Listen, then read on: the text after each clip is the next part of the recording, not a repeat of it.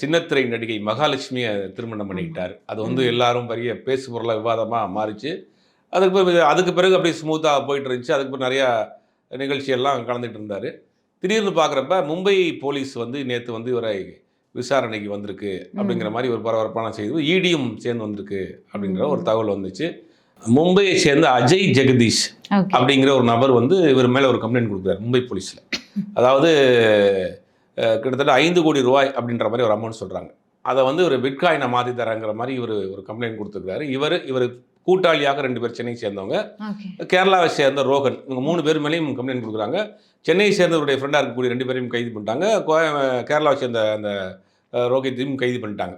கைது பண்ணிட்டு இவரை வந்து என்கொயரிக்கு வந்திருக்கிறாங்க. வந்த பிறகு இவர்கிட்ட விசாரணை நடத்திட்டு இவரை மேக்ஸிமம் அவங்களாம் கோர்ட்டில் ஆஜர்படுத்தப்பட்டு அவங்களாம் திருப்பி அங்கே மும்பைக்கு கொண்டு போகிறாங்க. இவரை பற்றி என்ன சொல்கிறாங்கன்னா, இந்த பணத்தை வாங்கி பிட்காயினில் வந்து இதை இன்வெஸ்ட் பண்ணியிருக்காரு அப்படின்னு பெரிய நெட்வொர்க் வரைக்கும் இவரை பற்றி நிறையா கம்ப்ளைண்ட் சொல்கிறாங்க. நேற்று கைது பண்ணி இவரை அழைத்திட்டு போக வந்த போலீஸாருக்கு, மும்பை போலீஸாருக்கு மிகப்பெரிய ஒரு ஏமாற்றம் என்னென்னா, இவர் உடல்நிலை வந்து ரொம்ப மோசமான நிலைமையில் இருக்குது. இவரை கூட்டிட்டு போய் விசாரணை பண்ணக்கூடிய அளவுக்கு இல்லை அப்படின்னு சில அவருடைய உடல்நிலையை பார்த்துருக்குறாங்க.